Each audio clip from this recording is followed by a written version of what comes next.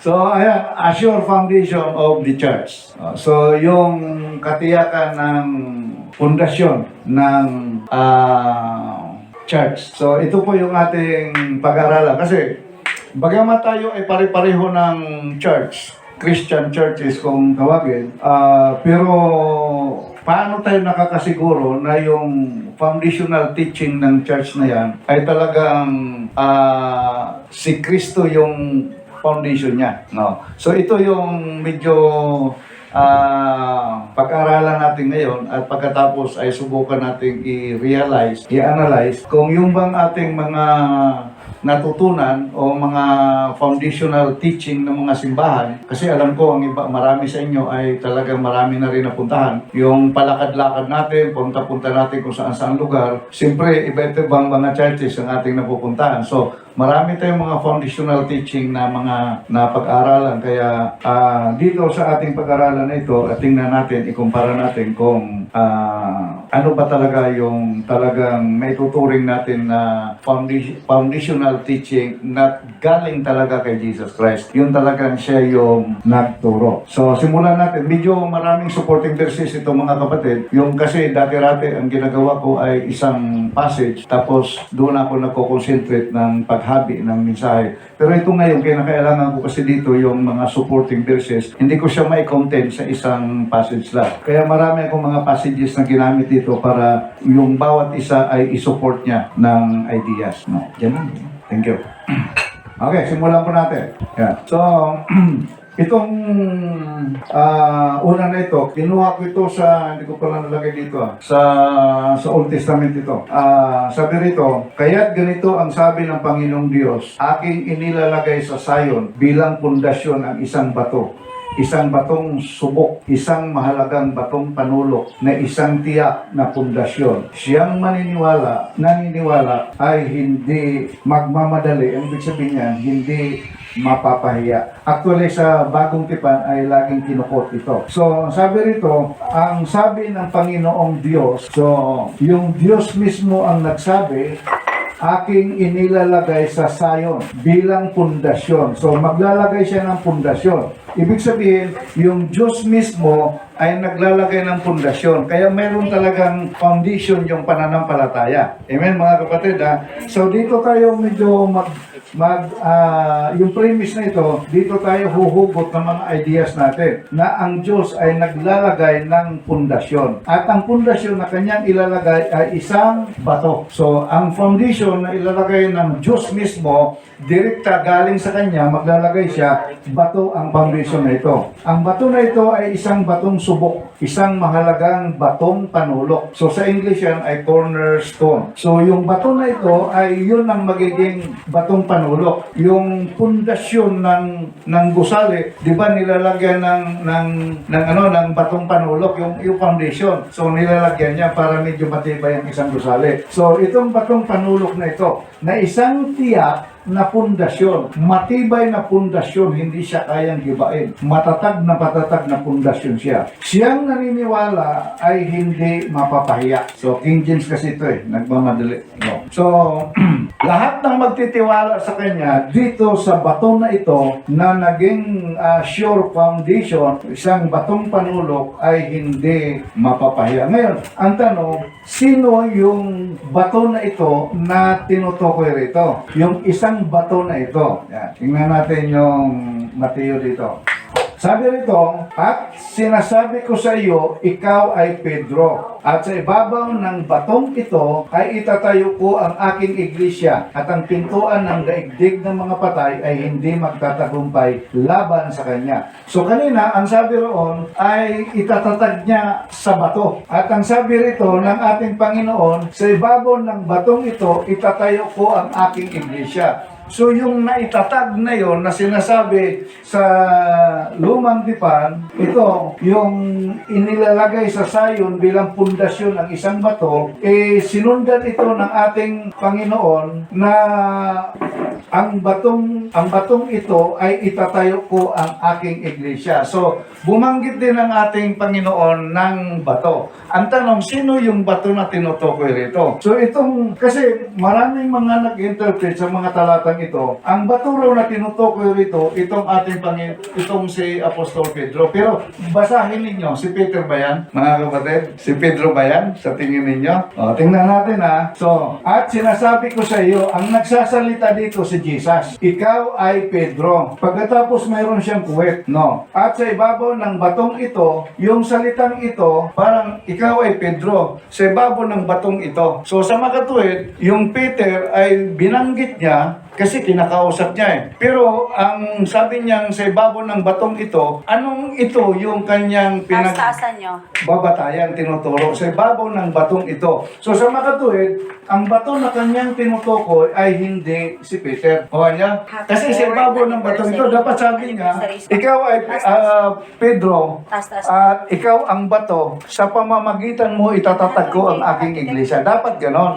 Direkta yung pagkakasabi. Pero ang sabi nito, sa ibabaw ng batong ito ay itatayo ko ang aking iglesia. Sa makatuwid, mayroon siyang tinutukoy na bato na hindi si Peter ang sinasabing bato, kundi mayroon siyang bato na tinutukoy na kung saan ang kanyang iglesia o itatayo ko ang aking iglesia. So, ibig sabihin, si Jesus Christ mismo ay nagtayo ng kanyang church. Amen? Amen. So maliwanag yun na ang Panginoong Jesucristo mismo, mayroon siyang itinayo na church. Kasi sabi nila, ay si Jesus nagturo lang, pero hindi siya nagtatag ng church. Kaya sabi nila, ang nagtatag daw ng church, yung mga mananampalataya na, yung tagasunod na ng ating Panginoong Jesucristo. Pero si Jesus mismo ay hindi nagtatag ng church. Yun ang sinasabi ng maraming mga preachers. Pero dito mga kapatid, maliwanag naman, aking iglesia. At ang kanyang iglesia na itatag ay ang foundation nito, yung bato na sinasabi rito. Pagkatapos yung kanyang church na itinatag, yung pintuan ng daigdig ng mga patay ay hindi magtatagumpay laban sa kanya. Ibig sabihin, hindi makakaranas ng kamatayan o magkakaroon ng buhay na walang hanggan ang lahat ng magiging membro ng iglesia nito na kanyang itinatag. Kasi hindi magtatagumpay ang daigdig ng mga patay. Ibig sabihin, mayroon kang buhay na walang hanggan. Of course, lahat naman talaga tayong mamamatay. Pero ang tinutukoy dyan, hindi ka mananatili sa kamatayan na yan. Muli kang bubuhayin pagdating ng panahon. Mayroon kang buhay na walang hanggan. Kaya nga, yung sasama dito sa iglesia na itinatag ng ating Panginoong Jesucristo na ito ay nakapatong sa ibabaw ng batong ito, yung pintuan o ng daigdig ng mga patay, hindi makapangyayari sa kanya. Hindi magtatagumpay ang kamatayan. Amen? Amen. Ngayon, sino ba yung naging dahilan para hindi magtagumpay ang kamatayan sa atin? Sino ba yung naka-overcome ng kamatayan? Si Peter ba? Mga kapatid, sino ba yung muling nabuhay? Jesus! Di ba? Kaya kung pag-uusapan natin, yung sinasabi rito sa ibabaw ng batong ito na itatatag ang iglesia at ang iglesia na ito ay hindi magtatagumpay ang kamatayan, sino ba yung napagtagumpayan niya ang kamatayan? Si Peter ba? Di ba si Jesus? Amen! Kaya sigurado ako na hindi si Peter. Kasi si Peter hindi nagtagumpay sa kamatayan. Ang nagtagumpay sa kamatayan ay ang ating Panginoong Jesucristo. At yan ang dahilan kung bakit lahat ng nakatingin sa ating Panginoong Jesucristo, lahat ng sasampalataya sa Panginoong Jesucristo, katulad niya, muli ring mabubuhay pagdating ng panahon. Amen! Kaya ibig sabihin niya, kung ikaw ay mananampalataya sa ating Panginoong Jesucristo, ang pananampalataya mo, singtatag ng batong ito. Mayroon ka talagang sandigan na hindi magigiba. Di ba kanta natin yan?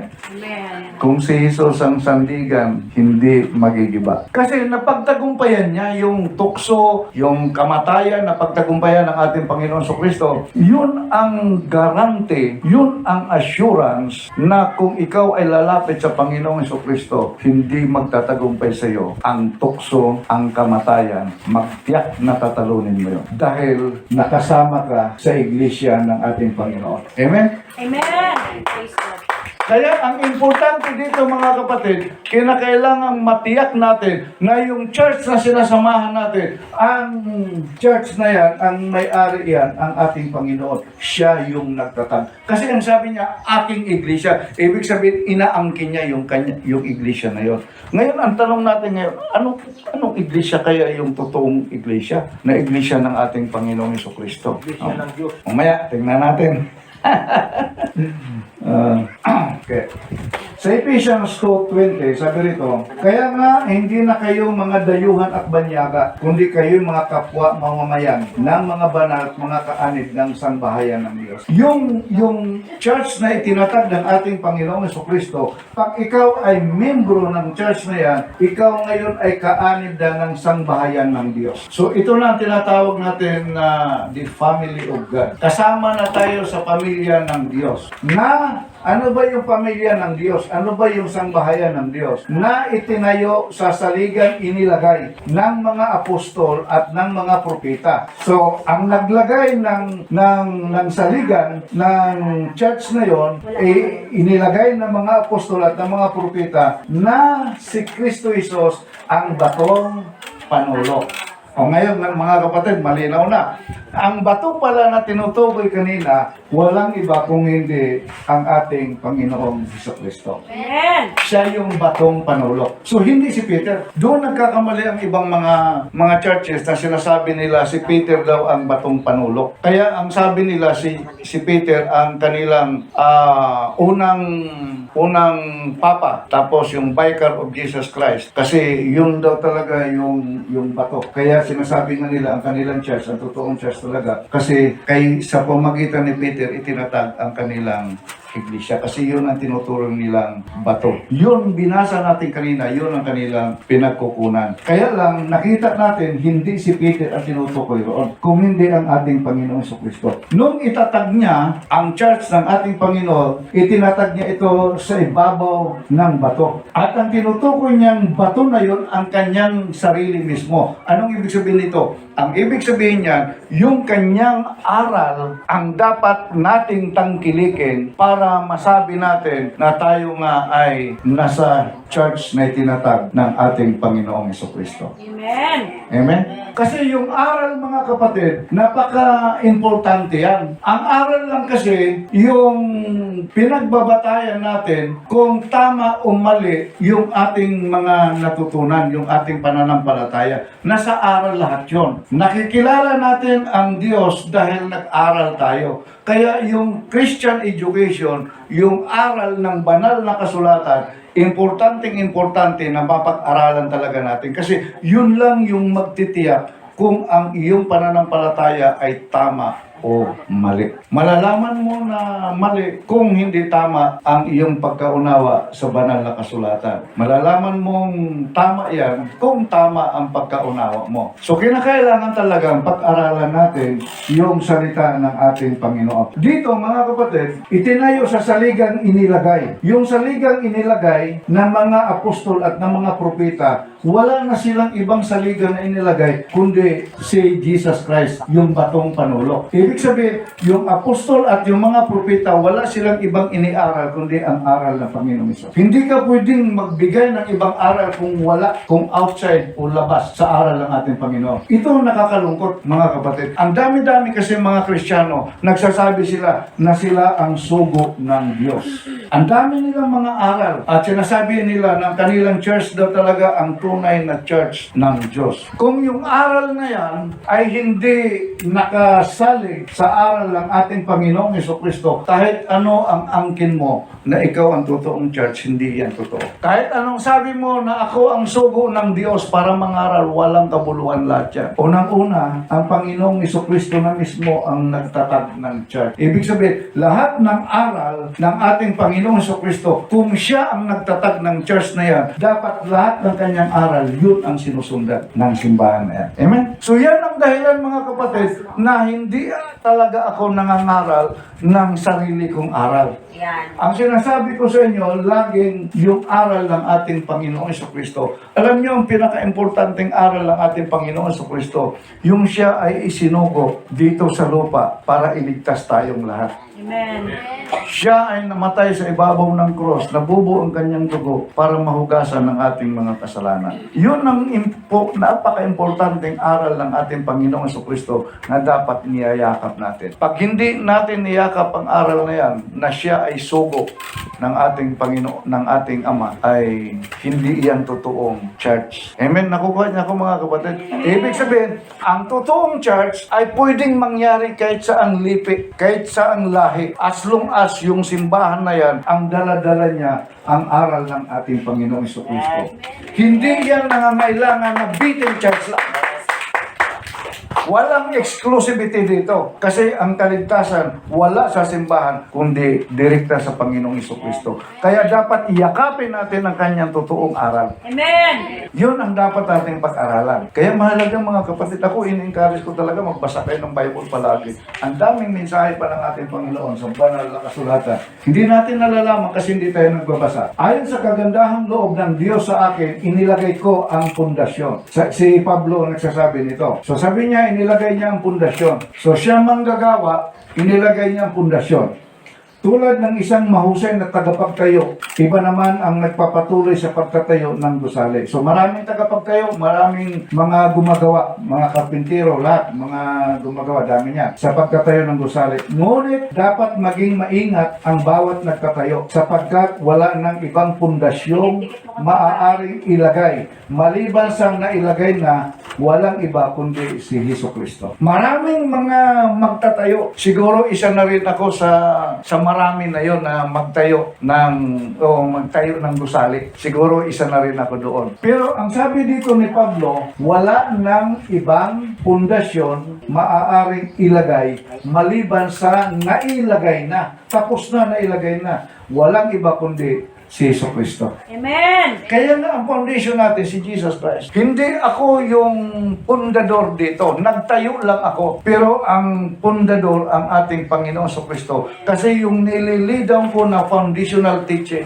ay ang aral ng ating Panginoong Jesucristo. Ako lagi kong sinasabi yan. Hindi ko sinasabing ako yung tagapagtatag. Trabahador lang ako. Nagtatayo ng gusali.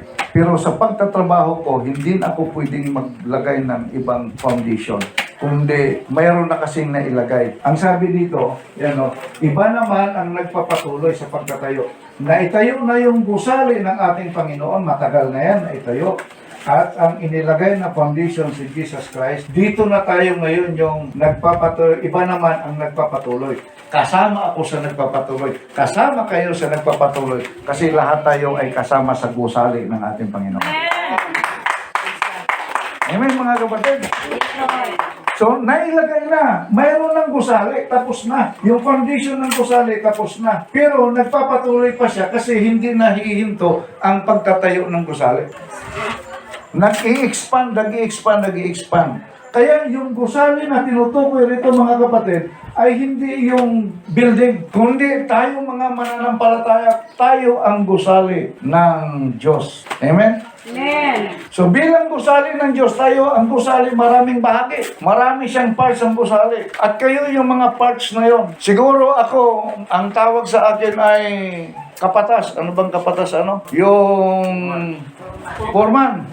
Foreman lang ako. Nagsabi, dito ilagay natin ito. Dito yung bahagi na ito. Dito yung bahagi na ito. Pero lahat tayo ay kasama sa gusali ng ating Panginoon. At ang ating cornerstone, Jesus Christ. Ibig sabihin, lahat tayo ay bahagi ng gusali. Lahat tayo ay trabahador. Lahat tayo ay naglilingkod sa ating Panginoon. Walang mas mataas sa atin. Lahat tayo ay pantay-pantay sa harapan ng ating Panginoon. Magkaiba lang tayo ng bahagi. Amen? Magkaiba lang tayo. Yung kapatas, sinuswilduhan din yan kung magtatrabaho ng gusali. Swildado ang kapatas, swildado ang yung ibang engineer, pati yung mga lahat ng laborer dyan. Sinuswilduhan lang yan, lahat-lahat yan.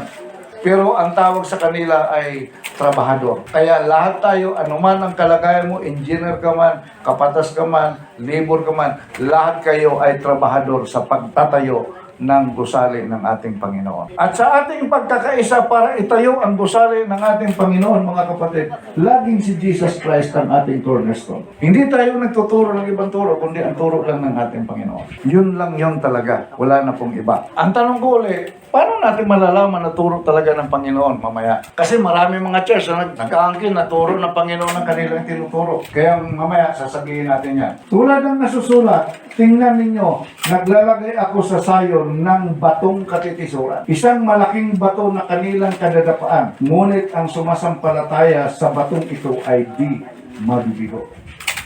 Ang Panginoon ang tinutukoy rito na maraming natitison ayaw sumampalataya sa ating Panginoon. Naparito si Jesus Christ para iligtas tayo. Kaya lang, ang nangyari sa kanila, ang bato na ito, sa halip na maging kaligtasan natin ang batong ito, naging katitisuran sa kanila. Isang malaking bato na kanilang kadadapaan, natisod sila sa bato na yun. Bakit sila natisod? Kasi hindi sila sumampalataya sa Panginoon. Pero lahat ng sumasampalataya ay hindi mabibigo. Amen.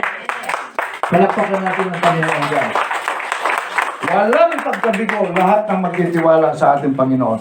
Bakit walang pagkabigo? Kasi yan mismo ang kanyang layunin sa pagbaba dito sa lupa. Amen. Ang layunin niya, iligtas tayo. Kung ikaw ay magpapasakop, iipunin tayo ng ating Panginoon. Kung magpapasakop ka, sasama ka, aayon ka sa pag-ipon sa iyo ng ating Panginoon, hindi ka mabibigo. Yung kagustuhan nating lahat. Alam ko naman na lahat tayo gusto nating makapasok sa kaharian ng Diyos. Gusto nating maligtas. Yung kagustuhan nating maligtas, hindi tayo mabibigo. Amen? Amen. Kasi yan mismo ang layunin ng Panginoong Jesucristo sa kanyang pagbaba rito. Bigyan tayo ng buhay na walang hanggan. Naniwala tayo sa Kanya, lumapit tayo sa Kanya, sumampalataya tayo sa Kanya. Hindi ka mabibigo, kapatid. Karabitin niyo ang katabi niyo, sabihin mo, hindi ka mabibigo. Hindi ka mabibigo. Nakakasiguro tayo ng ating kaligtasan. Kasi yun ang kanyang layunin, natural na yung layunin niya, gagawin niya talaga yun. Kaya kung sasama ka sa kanya, maniniwala ka sa kanya, hindi niya talaga tatalikuran yun kasi yun ang sadya niya sa lupa. Nakakaano naman yung sadya ko sa lupa, iligtas ka, tapos lumapit ka sa akin, talikuran kita. Parang useless naman yung kamatayan niya sa cross kung ganun ang mangyari. Namatay pa ang ating Panginoon sa cross, tapos lalapit ka sa Kanya, mabigo ka pa rin. Parang hindi na tama yun. Kaya nga, hindi mabibigo, kasi yun talaga ang Kanyang sadya, mga kapatid. Wala siyang ibang sadya dito sa lupa, kundi ang iligtas tayo. Hindi layunin ng ating Panginoon ang tungkol sa mundo, yung kapakanan ng mundong ito. Hindi yun ang kanyang layunin. Hindi namatay si Jesus Christ dahil sa earth, dahil sa environment. Na alam niyo yung environment, yung lahat na ngayon, nag-aaway pa yan sa mga anti at pro-mining. Pinag-aawayan ng tao yan. Pero hindi yan ang dahilan ng kamatayan ng Panginoon. Ikaw, tayong lahat ang dahilan kung bakit namatay si Jesus Christ. Amen. Karabitin yung katabi nyo, ikaw ang dahilan kung bakit namatay si Jesus. Praise God. Ang nakakalungkot, nag-aaway ang tao dahil sa environment. Habang nag-aaway sila, napapalayo naman sila sa Diyos. Samantalang si Jesus, kaya namatay sa ibabaw ng cross, kaya bumaba sa lupa para iligtas tayong lahat. Yan ang kanyang primary concern sa ating lahat. Kaya mga kapatid, huwag na tayong magpahila na parang barko, hirap-hirap hilayo. Sumang-ayon ka na. Yan, galabitin nyo nga. Sabihin nyo, sumang-ayon ka na, kapatid. Mag-oo ka na. Gawin mo na, sumunod ka na talaga sa Panginoon. Huwag na magpatigas ng ulo. Biro mo, namatay na si Jesus para lang iligtas ka. Pagkatapos, patigas-tigas ka pa ng ulo. Kaya ang tao, mga kapatid, pag napunta ng impyerno, kasalanan niya na yan. Hindi niya na pwedeng sisihin yung Panginoong Hesus. Kasi sa side ng Panginoon, sa side ng Diyos, ng Ama, lahat ginawa na para iligtas tayo. Ikaw na lang ang problema kung ayaw mong sumama. Tayo na lang ang problema pag ayaw natin sumama. Sinabi nga ng kasulatan, walang sinumang sumasampalataya sa Kanya ang mapapahiya. Amen? So lahat tayo ay talagang yayakapin ng ating Panginoon. Kaya ang tanong, sigurado bang kaligtasan? Siyempre, ang sabi niya, lahat ng sumampalataya hindi mapapahiya, maliligtas. Eh di maniwala ka na sa salita na yan. Kaya yung salvation, mayroon talagang assurance. Ang sabi ng iba, malaman na lang natin niya kung ligtas tayo, pag mamatay tayo. Ikalukuhan yun. Bakit pa nag-aaral ang Panginoon? Bakit sinabi niya, magtiwala kayo sa akin na maligtas kayo? Bakit mayroong ganong aral kung ang kaligtasan pala, malalaman mo, pagpatay ka na? Kaya nga, yung salita ng ating Panginoon talagang mapapanaligan. Hindi tayo mapapahiya, mga kapatid. Pag tayo ay namatay at tumating yung panahon ng Judgment Day, huwag kang mangamba. Hindi ka dapat matakot. Hindi ka mapapahiya. Pag sinabi na bakit ka pupunta ng langit, huwag mong sabihin, maraming beses ako nagsimba. Masipag ako. Huwag mong sabihin yun. Ang sabihin mo, sumasampalataya ako sa ginawa ng Panginoon sa ibabaw ng krus. Maliligtas ka na. Pag sinabi mo, nagbigay ako ng maraming pera, masipag ako sa simbahan, impyerno ka. Kasi ang kaligtasan hindi nabibili. Nakukuha yun sa pananampalataya. Amen? Anong sabi ng Romans 8? Ang sino mang nakikristo ay wala na sa paghatol. Mayroong judgment day, ikaw pa-relax-relax ka na lang. Kung may kape doon, pakape-kape ka na lang. Sila hahatulan, ikaw wala na sa paghatol. Maluwag ang ating damdamin, nakakasiguro tayo, hindi tayo mapapahiya. Mga kapatid, hindi ka itatakwil. Pero ang sabi ng ating Panginoon, ang sino mang magmakahiya sa akin sa harap ng mga taong ito, ikakahiya ko rin sila sa harapan ng aking Ama. Kaya kung tayo ay susunod sa ating Panginoong Jesucristo, mananampalataya tayo sa Kanya, ipagmamalaki natin siya na tayo ay anak ng Diyos, tayo ay mananampalataya ng ating Panginoon, tayo ay Kristiyano na naglilingkod sa Kanya. Ipagmamalaki natin yan, mga kapatid, hindi tayo ikakahiya sa harapan ng ating Ama. Pagdating ng panahon na yun, ipagmamalaki ng ating Panginoon. Ama, narito na yung mga taong ibinigay mo sa akin. Narito na yung mga taong pinagkatiwala mo sa akin. Ibinibigay ko na sila sa iyo. Kaya sa panahon na yun, mga kapatid, nakakatiyak po tayo na hindi na tayo matatakot. Nakakatiyak tayo ng talagang kaligtasan. Amen? Amen. Sa makatuwid, hindi na kayo dayuhan o taga-ibang bansa, kundi kababayan na ng mga hinirang ng Diyos. Kaya lahat ng hinirang ng Diyos at kabilang sa kanyang sangbahayan, tulad ng isang gusali, kayo itinayo sa pundasyong inilagay ng mga apostol at mga propeta na ang pundasyong panulukan ay si Kristo. Amen? So tayong lahat ay hindi na tayo taga-ibang lugar. Lahat tayo ay kasama na sa sangbahayan. Bagamat tayo, iba't iba ang lahi natin, ang sabi rito, hindi ka na taga-ibang bansa kasi tayo ay kasama na doon sa kaharian ng ating Panginoon. So lahat tayo ay magkababayan na, hinirang ng Diyos, inilagay sa isang gusali. Amen? Amen. Kaya lahat ng lahi, mga kapatid, pagdating ng panahon, titipunin ng Diyos yan. Pag makita natin sila, hindi ka na taga-ibang bansa, kababayan na kita. Sana ganito ang mentality ng lahat ng Kristiyano. Amen. Kung si Putin ang tingin niya sa taga-Ukraine, kababayan, hindi niya sana pinatay. Hindi niya sana nilusog. Kaya lang iba talaga, hindi nila naintindihan ang itinuturo ng ating Panginoon. Mga Kristiyano, mga yan, yung Russian Orthodox Church, yun ang kanilang reliyon doon. Ang dami, mga Kristiyanong dami. Pero kayang-kaya nilang pumatay ng kapwa nila mananampalataya. Hindi nila naintindihan. Oo, hindi na kayo dayuhan o taga-ibang bansa. Grabe yung intimate relationship, mga kapatid. Ituturing mo yung kasama mo, bagamat puti yan, matangos ang ilong, ituturing mo yan na kababayan mo na, kasama mo na, isa na kayo, kabilang sa kanyang sambahayan. Isang sambahayan na kayo. At ang sambahayan na ito, mga kapatid, lahat tayo ay isang sambahayan. Importante na yung cornerstone ay si Jesus Christ. Siguro nga, kaya hindi pa rin nila itinuturing na kasama nila o isang sambahayan kasi ang iba, hindi talaga si Jesus ang cornerstone. Ang daming cornerstone sa kanila. Hindi lang si Jesus ang kanilang itinataas, ang daming itinataas. Ang daming icon na itinataas. Talagang kung sino-sino. Kaya iba-iba yung binibigyan ng parangal ng mga tao. Eh, ang sabi dito, Kristo lang, mga kapatid. Sila, ang dami nilang dinadalangin. Ang sabi dito, Kristo lang. Amen? Amen. Pag marami kang inaador sa buhay mo, hindi ka kabilang sa church na si Jesus ang fundador. Amen? Kasi sa church na itinatag ni Jesus, ang fundador, foundational teaching, galing lang kay Jesus. Siya yung cornerstone. Nakikita niyo yung pagkakaiba? Mga simbahan na iba-iba yung pinaniniwalaan. Maraming mga churches, actually wala na sa Biblia ang kanilang tinuturo. Base na lang ito sa tradition. Kung mag-quote man sila ng Bible, ang layo talaga. Mayroon akong page sa Facebook. Marami akong ina-upload doon. Puntahan ninyo. The Bethel Church, yung puntahan ninyo. Doon. Marami akong mga tinuturo doon, mga reaction video ko sa ibang mga nagtuturo. Kasi hindi ako nakakatiis. Nagre-react talaga ako, nagtuturo. Kasi kawawa yung mga tao ito. Ang layo talaga ng kanilang mga interpretasyon. Ina-encourage ko kayo, tingnan nyo yun. At makita nyo yung mga pinaglalagay ko roon. Sa pamamagitan niya, ang bawat bahagi ng gusali ay nagkakaugnay-ugnay at nagiging isang banal na templo ng Panginoon. So, tayong gusali, nagkakaugnay-ugnay tayo. Hindi tayo nag-aaway, nagkakaugnay-ugnay tayo. Yung isang building, halimbawa lang, itong building na ito, nag-away-away yung mga poste na yan, nagbalibagan yan lahat. Giba itong tinatayuan natin dito. Of course, hindi naman yan mag-away-away kaya hindi yan kumikilos.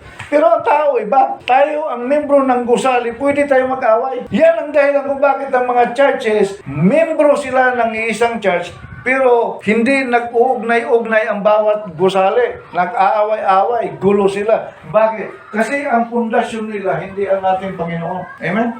Wala kasing dahilan para mag-aaway tayo. Iisa ang ating pundador. Foundational teaching natin kay Jesus Christ lahat. Foundational teaching ng ating Panginoong Jesucristo, yung pag-ibig na yan, grabe yan. Kung love ang pinapairal dito sa loob ng church, paano tayo mag-aaway? Iniuugnay tayo ng pag-ibig sa bawat isa. Paano tayo mag-aaway? Maraming simbahan, hindi sila naiugnay ng pag-ibig. Naiugnay sila ng marami sa church, daming mayabang pa rin, nagsisimba pero mayabang. Sabahan ng pastor ng mayabang, tapos na, kampi-kampi na. Pag mayabang kasi magkampi-kampi yan Ang pinipili pa naman ng pastor ng kampihan, yung may pira palagi. Doon yan, lagi yan doon kasi yun ang may pira, yun ang bibigay sa kanya. Pag ganyan ang mangyari mga kapatid, giba ang simbahan. Wala na yung foundational teaching ng ating Panginoon, mawawala na yan, wasak na yan. Kaya hindi nagkakaroon ng ugnay-ugnay, tinan mo, ay nagkakaugnay-ugnay. Mahalaga kasi ang isang gusali, itong gusali nito, mahalaga ito na magkaugnay. Yung beam nito, di ba, may beam ito, may mga bakal ito, mga kahoy na nakaugnay. Hindi siya nagigiba kasi nakakapit siya sa bawat isa. Kahit ito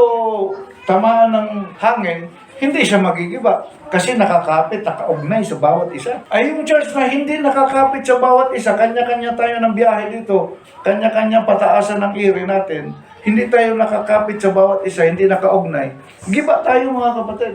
Yan mismo ang nangyayari sa maraming simbahan. Hindi sila nakaugnay. Kaya hindi sila nakaugnay kasi yung foundational teaching ng ating Panginoon sa Kristo, hindi nila talaga naintindihan.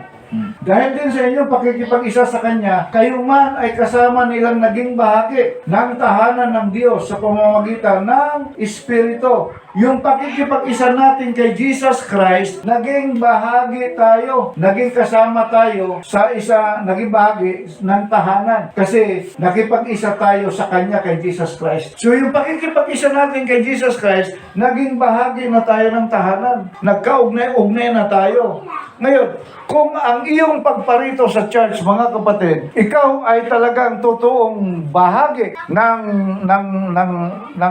church, ng gusali. Bahagi ka talaga at ikaw ay totoong mayroong pakikipag-isa sa ating Panginoong Jesucristo, kaya ka naging bahagi ng church.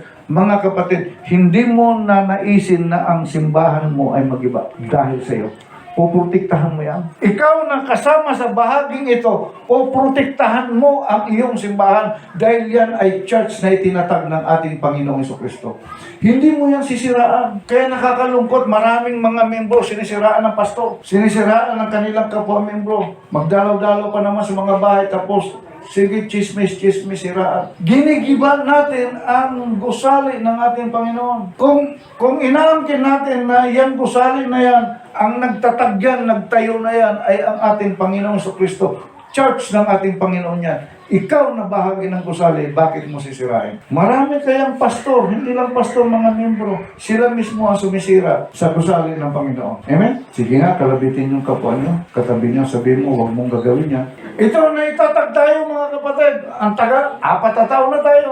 Huwag nawang mangyari na itong church na ito na itinatag natin, tayo mismo ang sisira. Huwag nawang ganon. Kung mayroon kang disgusto doon sa kasama mo sa church, huwag mo nang ikwento sa iba. Sisirain mo na para kang nagiging bukbuk, para kang nagiging anay ng isang gusali. Di ba ang number 1 kalaban ng bahay, bukbuk at saka anay? Kaya yung tao na siya ang sumisira sa kanyang church, parang bukbuk yan, parang anay yan ang nakakatulad. Labitin niyo ulit katabi niyo, huwag kang maging anay yan.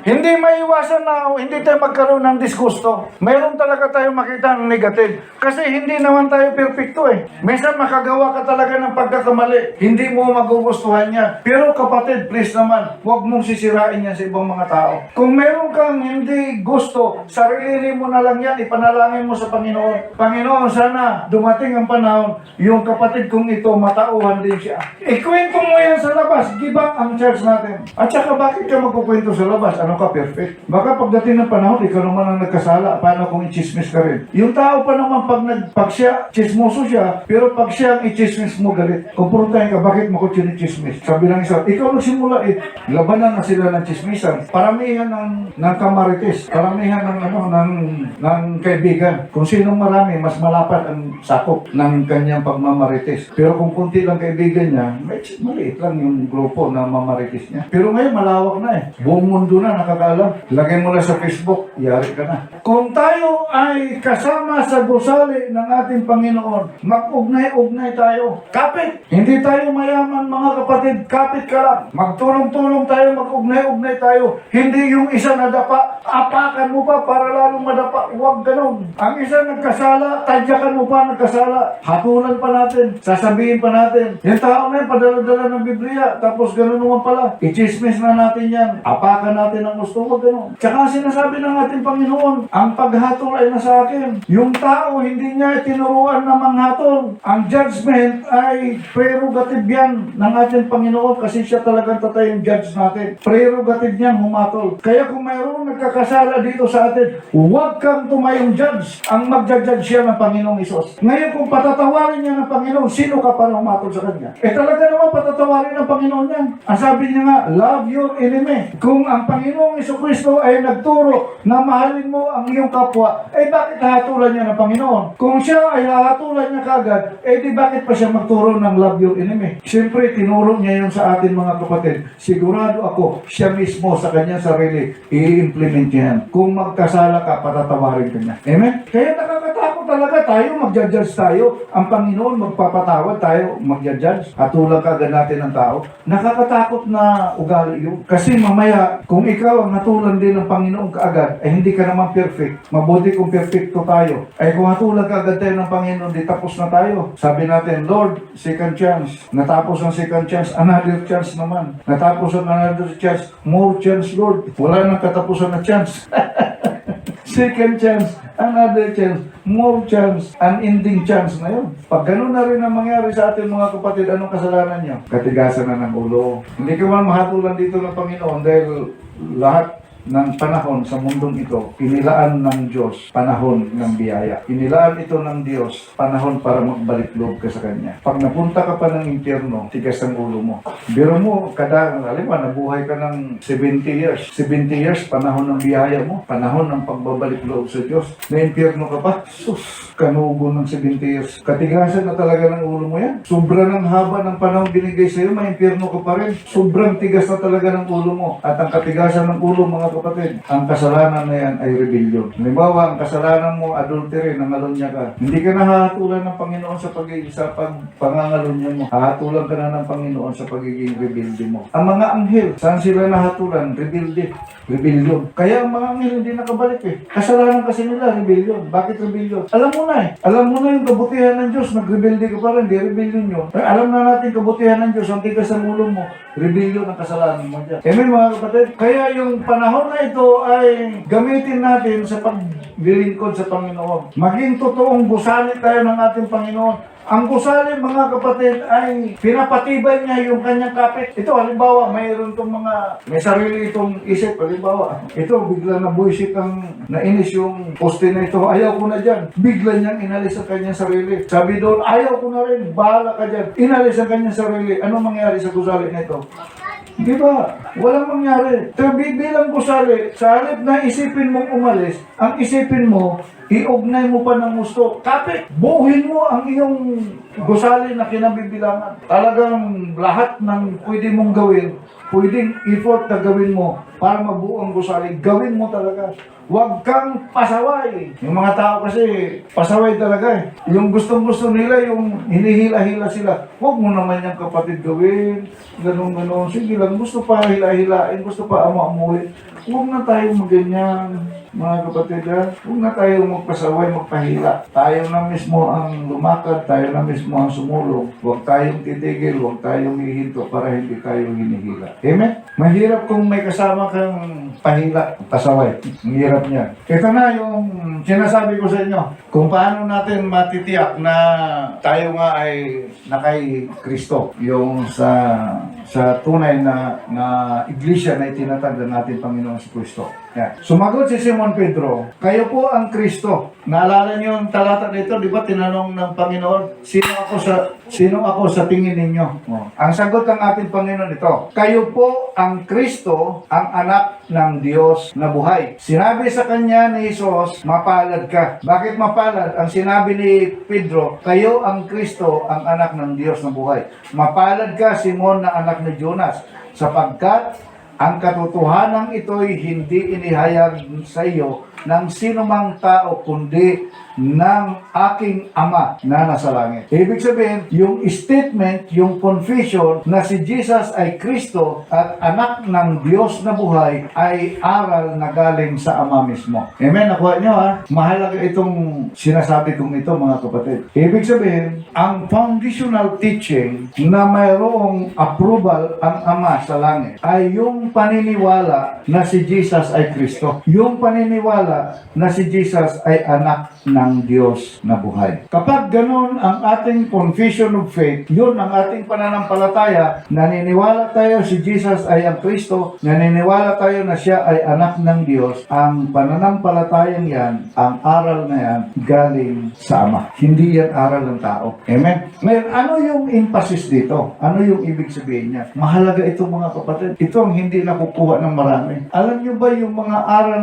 na natutunan natin ngayon, mayroong libadura, mayroong pampalsa. Paano? Itong aral na ito na Kristo, ang ibig sabihin niyan ay sugo sa Tagalog. Sa English ay messenger. Ang salitang Kristo, Christos, ito ay salitang Grego. At ang katumbas ng salita sa Hebrew words ay Messiah. Kaya di ba, alam naman natin, naririnig natin, si Jesus ay ang Kristo, siya yung Messiah. Ang salitang Messiah, madalas nating marinig yan pag panahon ng Pasko. Misaya. Ibig sabihin ng Misaya, sa Tagalog, sugo. Amen. Yun lang ang ibig sabihin, no? Siya ay sugo. Ngayon, bakit importante ito? Kasi, kaya yan importante na tandaan nyo yung sa unahan na inilagay ng Diyos ang batong panulok. Sino ang naglagay noon? Ang Diyos na batong panulok. Ibig sabihin, ang naglagay kay Jesus Christ, ang naglagay kay Jesus, maging batong panulok ay ang Diyos mismo. Inutusan siya dito sa lupa para siya ang maging bato. Amen? Ang Diyos mismo ang bato. Ang nag-utos na maging bato, itong Jesus na ito. Kaya yung paniniwala mo sa Kanya na siya ang Kristo, siya ang sugo, yan ay paniniwala doon sa Ama mismo na ang Ama, ang Diyos ay nagsugo kay Jesus Christ. Kaya itong paniniwala mo sa Kanya na siya ang Kristo, ibig sabihin, siya ang sugo ng Ama dito sa lupa para iligtas tayo. Amen. Amen? Ano ang patunay pa dyan? John 3:16, alam niya yan eh. Gayon na lamang pag-ibig ng Diyos sa sanglibutan, ibinigay ang kanyang bugtong na anak. Ibig sabihin, ang ating Ama sa langit, nung gusto niyang iligtas ang mga tao, hindi siya makababa. Bakit? Kasi ang ating Ama sa langit ay banal. Hindi siya pwedeng bumaba dito sa lupa. Kasi ang sino mang tumingin sa Diyos ay mamamatay. Hindi mo pwedeng titigan yung Diyos mismo. Pero gusto niyang iligtas ang tao. Ano ang ginawa ng ating ng Ama para mailigtas yung tao? Hindi siyang bumaba pero nagsugo siya. Yan ang ibig sabihin ng Kristo. Kaya si Kristo ay sinugo niya para iligtas tayo. Hindi siya mismo ang bumaba para iligtas tayo. Kasi yun ang sinasabi kong maling turo na ang Diyos ay bumaba para iligtas tayo. Amen? Amen. Hindi pwedeng bumaba ang Diyos, mga kapatid. Kasi ang tao ay makasalanan, ang Diyos ay banal, hindi pwedeng makipagkamay. Pag nakita mo ang Diyos sa kanyang kabanalan, patay ka. Yan ang dahilan kung bakit ang mga Israelita noon, sinabi nila kay Moises, Moises, makikinig kami sa iyo. Kung kahit anong sabihin mo, makikinig kami sa iyo. Huwag lang magsalita ang Diyos, baka kami mamatay. Natatakot kami. Kaya nga, hinirang si Moises para yun ang maging spokesperson. Hindi na yung direkta yung Diyos ang nagsasalita. Takot sila. Sa Mount Sinai, nagsalita ang Diyos, nanginig ang mga tao. Alam niyo yan, yung mga nagbabasa ng Bible. Alam niyo yan. Nanginig yung mga tao sa takot nila kasi nagsalita ang Diyos. Kaya nakiusap sila kay Moises na patigilan na ang Diyos. Baka daw sila mamatay. Ikaw na lang, Moises, ang magsalita, makikinig kami sa iyo. Kaya si Moises naging spokesperson ng Diyos. Hindi na ang Diyos mismo ang direktang nagsasalita. Nawala si Moises, ang hinirang sa huling panahon ay ito na mismo, yung ating Panginoong Jesucristo na. Siya na yung isinugo para maging tagapagsalita ng ating Panginoon. Siya na naging spokesperson. Wala nang iba. Kaya ang Panginoong Jesucristo, kung gusto mong marinig ang salita ng Diyos, makinig ka sa sinasabi ng Panginoong Hesus. Dahil siya yung nagsasalita ng salita ng ating Ama. Amen? Amen. Ang problema lang dito ngayon, mga kapatid, yung tinatawag kong nagkaroon ng libadura. Kasi itong Kristo na ito, nasugo, itong siya ay anak ng Diyos. Importante kasi ito yung anak ng Diyos. Kasi dahil kay Jesus, nagkaroon tayo ng karapatan maging anak ng Diyos. Di ba? Saan yan? Saan karapatan maging anak ng Diyos? Alam nyo? Saan? Hindi. John 1 ano? John 1:12. Anak si Jesus ng Diyos na buhay, doon sa John 1:12, dahil sa pananampalataya natin kay Jesus, nagkaroon tayong maging anak ng Diyos. Amen? Amen. Karapatan maging anak ng Diyos. Ang ating pinto, ang ating authority para maging anak tayo ng Diyos, ang Panginoong Jesucristo. Bakit? Kasi siya ang tunay na anak ng Diyos. Tayo ay adopted son. Karapatan lang ibinigay sa atin dahil sa ating relasyon sa ating Panginoong Jesucristo. Kaya nga kanina yung pinag-aralan natin, sabi natin doon, kabilang na tayo sa sangbahayan ng Diyos. Bakit kabilang sa sangbahayan ng Diyos? Dahil sa ating kaugnayan kay Jesus Christ na anak ng Diyos, tayo rin ay nagkaroon ng karapatang maging anak ng Diyos. Kaya dahil doon, kabilang na tayo sa sangbahayan ng Diyos. Amen, mga kapatid? Amen. Importante ito kasi kung si Jesus hindi siya anak ng Diyos, wala ring paraan para maging anak tayo ng Diyos. Yung doktrina, yung aral ng John 1:12, wala yan. Halimbawa, hindi siya anak ng Diyos. Halimbawa, siya ay servant of God. So, ang magiging title natin, hindi tayo son of God. Ang magiging title tayo, servant of God din tayo. Kasi ang ating sinusundan, ang ating sinasampalatayanan, si Jesus Christ ay servant of God. Kaya tayo alipin din ng Diyos. Ngayon mga kapatid, hindi tayo alipin ng Diyos kasi ang ating Panginoon ay anak ng Diyos. Dahil sa Kanya, tayong lahat anak ng Diyos. Amen? Amen. Ang taas kaya ng ating kalagayan. Kung yung mga Hudyo noon, ang sabi nila sa kanilang sarili, alipin sila ng Diyos. Tayo, hindi tayo alipin ng Diyos. Anak tayo ng Diyos. Palakpakan natin ng Panginoon dyan.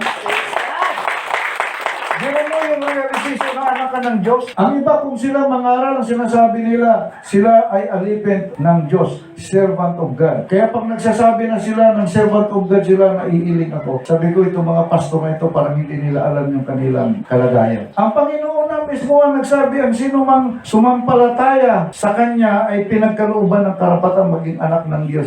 Ibig sabihin, wala na sa iyong balat ang pagiging alipin ng Diyos. Amen. Ang nakatatak sa iyo ngayon, anak ka na ng Diyos. Kaya itong aral na ito, siya ang Kristo, siya ang inutusan ng Diyos mula sa langit, bumaba yan. Siya ang Kristo para iligtas tayo. Pag nanampalataya ka, katulad ng sinasabi ni Pedro, kayo po ang Kristo, ang ibig sabihin, sumasampalataya ako sa iyo, Panginoong Hesus, na ikaw ang isinugo mula sa langit. Bumaba ka sa lupa, namatay ka sa ibabaw ng krus para iligtas kami lahat. Yun ang ibig sabihin ng pagsasabing, ikaw ang Kristo. Yes, hallelujah. Yun ang laman nun. Kaya pag sabing ikaw ang Kristo, yun ang sinasabi, naniniwala ka na itong si Jesus ay bumaba para iligtas ka. Yung kanyang dugo, ang kanyang paraan para iligtas tayo, pinupo, para mahugasan yung ating kasalanan. Yan ang ibig sabihin ng Kristo. Kaya yung church, mga kapatid, dapat ang aral na mayroon siya ay ito lang. Maniwala tayo na si Jesus ang Kristo. Ibig sabihin, maniwala tayo na siya tagapagligtas natin. Pagkatapos siya ang anak ng Diyos. Period, yun lang, dalawang yun. Yun lang. Yung papalibot. Sinong tagapagligtas natin? Si Jesus. Siya kasing sinugo. Yun lang. Sugo ng Diyos mula sa langit. Pero ngayon mga kapatid, ang sinasabi ko, maraming libadura. Hindi lang siya sugo kasi ang daming isinabit sa ating Panginoon. Bukod sa pagiging sugo, ginawa na rin siyang kapantay ng Ama sa pagiging Diyos. At pagkatapos tatlo sila, pantay-pantay sila sa pagiging Diyos. Yun ang libadura doon. Samantalang ang sabi dito, sugo. Yung sugo, kahit kailanman, hindi siya magiging Diyos. Nakapantay ng Ama. Hallelujah. Sige nga mga kapatid, kayo isugo ko kayo, ako yung authority, isugo ko kayo, pastor ako. Nung isugo ko kayo, gumawa kayo doon, pagdating ng panahon, pastor na rin kayo? Hindi gano'n. Halimbawa, yung mayor natin, si Mayor Jen, yung anak ba ni Mayor Jen, mayor na rin? Amen. Anak ng mayor. Kaya nga si Jesus ay anak ng Diyos. Ang Diyos ay ang Ama. Si Jesus, anak ng Diyos. Mga kapatid, ang ating Panginoon, of course, meron siyang nature. Meron siyang nature ng pagiging Diyos. Sa John 1:1, ano doon yan? Sa Pilipos 2, sinubad niya ang kanyang katangian ng pagka-Diyos, sinubad niya. Lahat yung dami yun. Kaya siya mayroong katangian ng pagka-Diyos kasi anak siya ng Diyos. Amen. Pero yung title ng Diyos, hindi mo pwedeng ikabit kay Jesus. Kasi yung title ng God, para lang sa Ama yun. Amen? Amen. Kaya dito kay Jesus, ang title niya talagang anak ng Diyos. Inilagay na nga eh. O, kayo po ang Kristo, ang anak ng Diyos na buhay. Inilagay na yung confession of faith ni Peter. At ang sinabi ni Peter, approve ba o hindi approve? Approve. O, ang katotohanan ito hindi inihayag sa iyo ng sinumang tao, kundi ng aking Ama na nasa langit. Kaya yung pananampalataya mo kay Jesus na siya ay anak ng Diyos, approve sa langit. Approve ng Ama. Pero kung sabihin mo siya na itong si Jesus ay Diyos na kapantay ng Ama, hindi approve yan. Amen. Hindi siya pwedeng magiging kapantay. Kasi anak siya eh. Yung anak at saka yung ama, magkaiba talaga yun. Naku, kahit anong gawin yung balik-baliktad. Sige nga, kayong magulang, kapantay ba kayo ng anak ninyo? Maaaring ikaw magulang, marami kang kayamanan. Of course, ang kayamanan mo, kamay-ari mo rin ang anak mo. Amen. Pag-aari ko, pag-aari din niya ng anak ko. Kaya nga, sinasabi ng Panginoon sa Kristo, ako at ang ama ay isa. Kasi yung pag-aari ng ama, pag-aari niya rin, isa lang kami. Kasi siya ang ama ko, ako yung kanyang anak. Parang kapamilya, pag-aari ng nanay. Alam nga namang, yung nanay mo, meron siyang pag-aari. Sabi niya, hindi ka anak, hindi mo pag-aari yan. Akin lang yan. Walang ganun. Pag-aari ng magulang mo, pag-aari mo rin. Yun ang sinasabi ng ating Panginoon. Kaya nga, sinasabi niya palagi, kung ako man ay nagsasalita na parang inaangkin ko yung kapangyarihan, yung authority, ginagawa ko yun kasi anak ako ng Diyos, yung kanya ay akin, yung akin ay kanya. Nakuha niyo mga kapatid? Amen. Kaya yung anak, hindi pwede talaga maging, yun ang ama, yung authority ng ama, tsaka authority ng anak, magkaiba talaga yun mga kapatid. Bagamat naniniwala tayo na magkaiba, pero naniniwala din tayo na itong anak ng Diyos, ang katangian niya ay mayroong pagka-Diyos din. Amen. Kasi ang kanyang tatay ay Diyos. Kaya ang katangian niya, Diyos din. Kaya noong siya ay bumaba sa lupa, hinubad niya yung katangian ng pagiging Diyos. Nagkatawang tao siya para maging tao. Kaya yung bumaba dito sa lupa, si Jesus talaga yun, hindi yung Diyos mismo. Kasi kung Diyos mismo, sabi kasi ng marami, ang Diyos ay bumaba. Kung Diyos mismo ang bumaba, panahon na yun, wala tayong Diyos. Pero hindi bumaba ang Diyos. Nag-utos lang siya. John 3:16 na naman tayo. Nag-utos lang siya para iligtas ang tao. At nang bumaba si Jesus Christ, kasi taglay niya yung kadakilaan at kaluwalhatian ng kanyang ama, taglay-taglay niya. Hinubad niya muna yun. Nagkatawang tao siya at siya ay namatay hanggang sa humantong sa cross. Nakuha niyo mga kapatid? Amen. At ang isa pang libadura dito mga kapatid, itong anak ng Diyos, sa ibang aral, itong anak ng Diyos ay nag-iisang Diyos na lang. Samantalang ang linaw-linaw na siya ay anak ng Diyos, siya ay sugo. Siya na lang ang Diyos. Ay patay tayo dyan. Wala na. Yung sinugo naging Diyos. Yung Diyos na nagsugo, wala na. Parang ako, sinugo ko kayo. Ako na wala, kayo na lang ang bida. Ako na nagsugo, nawala na ako sa usapan. Yung mga tao nakikipag-transact na lang doon sa sinugo ko. Lahat, doon na. Halimbawa, ito, ano pangalan mo? Mylene, halimbawa, si Mylene sinugo ko. Ako nagsugo sa kanya. Kaya lang yung mga tao sa kanya na nakipag-transact. Yung nagsugo, nawala ng authority. Lahat na, doon na sa kanya. Halimbawa, Diyos ako no. Sa halip na sa akin ang maniwala, sa akin mag-pray, doon na sa kanya nagpipray, doon na naniniwala.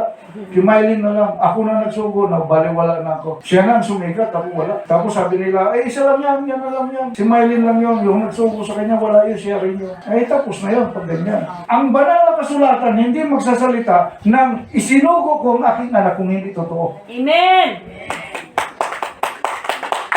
Bakit mayroong sinugo? Tapos ang sabi ni Peter dito, o kayo ang Kristo, sugo yan. Anak ng Diyos na buhay. Inaprubahan ng Ama sa langit. Si Jesus ang nagsabi na yan sinasabi mo, Peter. Hindi yan galing sa tao, galing yan sa Ama sa langit. Paniwalaan na natin yun. Amen? Si Jesus talaga sinugo. Pero siya sinugo, siya Panginoon natin. Pag sinabing Panginoon natin, master natin sa English, siya ang master natin. Iba yung God, iba yung master ng buhay mo. Kaya lahat ng ginagawa natin, sinusunod natin si Jesus. Kasi lahat naman ng salita ni Jesus ay galing din sa Ama. Sinugong nga kasi siya. Kaya pag sinunod mo si Jesus, sinusunod mo na yung Diyos sa langit, yung Ama. Amen, mga kapatid, nakuha natin yan. Yan ang mga foundational teaching ng ating Panginoon. Kung yan ang pananampalataya, yan ang tinuturo ng church, siya ay church na itinatag ng Panginoong Hesus. Amen.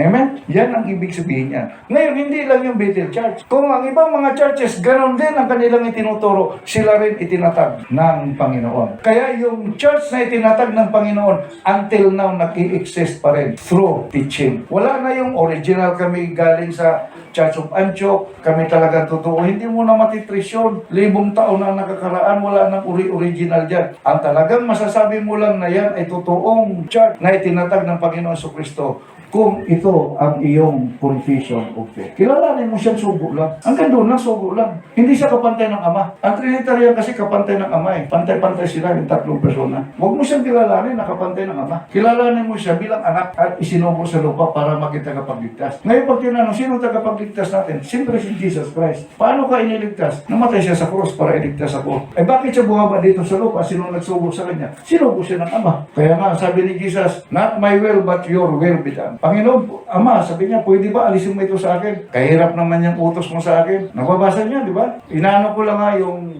anong tawag dito, yung sinisimplified ko, dinadagdagan ko. Ama, ang hirap naman ng utos mo sa akin, mamamatay ako sa krus, maghihirap ako, pwede ba alisin mo na ito sa akin? Huwag na ako magdusa pa. Tapos sabi niya, hindi, huwag yung kalooban kong masunod, kundi kalooban mo. Hindi ba? Jesus na mismo ang nagsasabi na siya inutusan ng Ama. Ang linaw-linaw yun, pagkatapos tayo mismo ayaw paniwalaan. Hindi, kapantay siya ng Ama. Meron bang Diyos din na utusan lang? Ito yung tanong eh. Paano kang utusan lang kung Diyos ka rin? At saka kung talagang si Jesus ay Diyos din, hindi siya dapat mamatay sa krus. Meron bang Diyos na mamatay? Kasi sa doktrina kasi ng hypostatic union, dalawa ang nature ni Jesus. Ang isang nature niya ay God. Kaya si Jesus ay fully God at saka fully man. Yan ang Trinitarian doctrine. Fully God and fully man. So, ibig sabihin, ang nature ni Jesus Christ, dalawa. Ngayon, kung ang nature ni Jesus Christ ay mayroon ng pagiging Diyos, dapat hindi siya namatay sa cross. Yun ang common sense yan. Kasi walang Diyos na pwedeng patayin. Kaya siya namatay kasi yung kanyang kalagayan ay hindi siya kapantay ng Ama. Ibig sabihin, ibinigay sa kanya yung kaluwalhatian ng Ama, ibinigay pwedeng hubarin. Isinuot ang kaluwalhatian. Kaya nga, sa Pilipos 2, nahubad niya kasi ibinigay sa kanya. Yung Ama, binigyan siya ng kaluwalhatian ng pagka-Diyos. Kaya yung nature ng Ama ay nandoon kay Jesus Christ. Ibinihis sa kanya. Kaya pagbaba niya dito sa lupa, kailangan niyang hubarin yun yung ibinigay sa kanya. Kaya nga ang kanyang panalangin sa 17:1.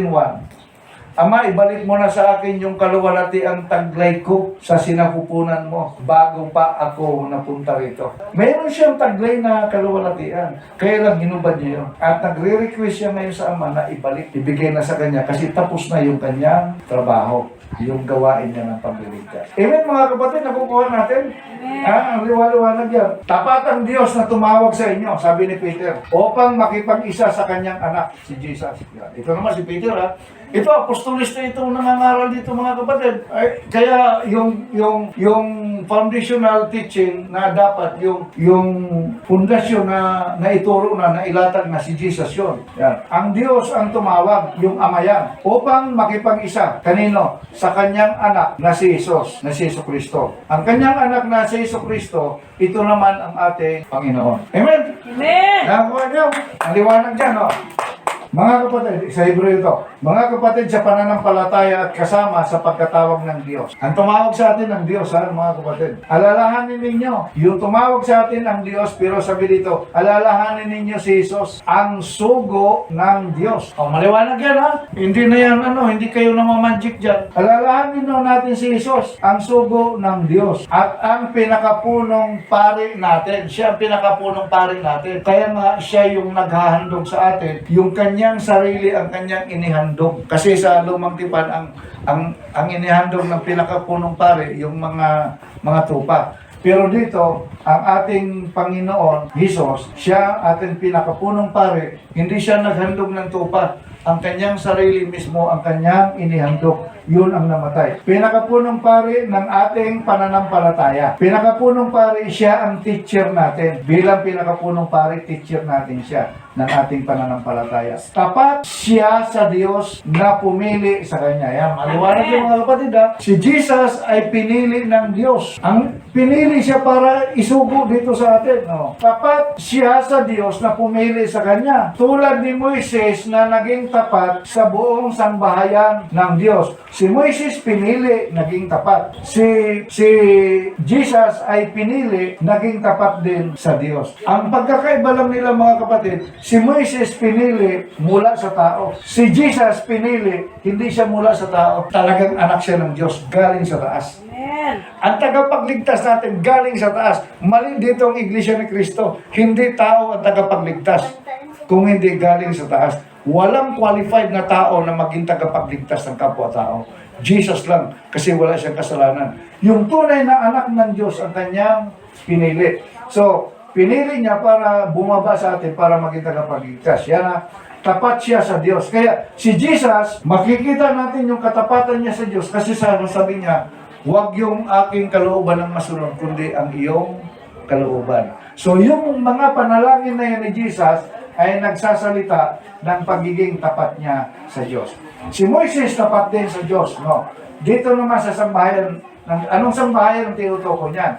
Yeah. Kung nagtayo ng bahay ay mas marangal kaysa sa bahay. So, siyempre, pag tayo ay nagtayo ng bahay, sabi natin maganda ang bahay, pero ang talagang pinararangalan natin yung engineer, yung nagtayo. Yeah. Kung nagtayo ng bahay ay mas marangal kaysa sa bahay, sabi niya dito, gayon din naman, lalong marangal si Jesus kaysa kay Moises. Mas mataas pa rin ang karangalan ni Jesus kaysa kay Moises. Kasi si Moises dito lang sa lupa yan, pero si Jesus galing sa langit, no? Bawat bahay ay may tagapagtayo, ngunit ang Diyos lamang ang nagtayo ng lahat ng bagay. Bakit Diyos ang nagtayo? Kasi ang nag-utos kay Jesus, ang Diyos. Ang nag-utos kay Moises, ang Diyos. Si Moises ang itinayo niya ang sambahayan ng Israel.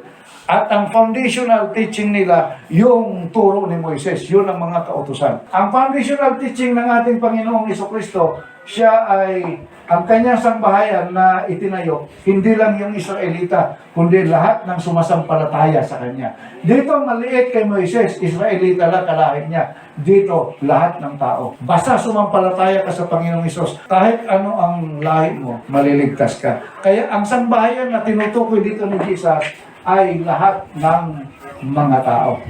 Amen. Savior kasi siya ng mundo. Si Moises, Savior lang siya ng mga Israelita. Si Moises ay naging tapat bilang isang lingkod. Yan na mga kapatid, ha? Servant yan. Servant of God nga ang kay Moses. Sa buong sangbahayan ng Diyos upang magpatotoo sa mga bagay na ihahayag sa mga darating na panahon. Ang sangbahayan ng Diyos na tinutukoy noon, Israelita lang muna. Kasi doon lang nagpakilala ang Diyos sa mga Israelita. Kaya ang sangbahayan ng Diyos na tinutukoy, Israelita. Subalit si Kristo ay tapat bilang lingkod o bilang anak. O, di ba magkaiba? Siya ay tapat bilang anak na namumuno sa sangbahayan ng Diyos. Sino ang sangbahayan ng Diyos? At tayo ang kanyang sangbahayan. Kaya matibay ang ating pag-asa at hindi natin ito ikinahiya. Tayo ang sangbahayan ng Diyos. God, hallelujah. Ang linaw yan mga kapatid. Sana po maging gabay natin ito sa ating paglilingkod sa Panginoon. Amen. Importante kasi ito. Pag mali yung ating pag-unawa, mali ang ating pananampalataya, akala natin na sa church tayo ng Panginoong Hesus, hindi pala. Sa labas pala tayo. Ulitin ko, mahalaga ang understanding. Mahalaga ang teaching. Kailangan nasa loob tayo ng totoong iglesia ng ating Panginoon. Amen? Mga kapatid. Pero inuulit ko, baka sabihin nyo kasi, ay si pastor nagturo, sila lang ligtas, sila lang ang totoong church. Hindi po. Kaya ko sinasabi, ang bagay na ito, kasi marami ring mga churches sa iba't ibang lugar sa buong mundo na parehas din ang itinuturo sa akin. Sila din ay church ng Panginoon. Ibig sabihin, ang church ng Panginoon wala sa building. Wala sa gusali. Ang iba, lalaki ang mga gusali. Wala doon. Ang church ng Panginoon, ang gusali ng Panginoon, tayo yon. Amen. At tayo ang kanyang sambahayan. So, lahat yan, tayong lahat, nagkakaisa kahit hindi natin sila nakikita, pero nagkakaisa tayo sa spirit. Tayo yung spiritual building ng ating Panginoon. Kaya ang totoong church, hindi yung building, kundi yung mga tao na sumasampalataya sa ating Panginoong Jesucristo. Amen? God bless po sa inyong lahat. Ito po yung mensahe ng Panginoon.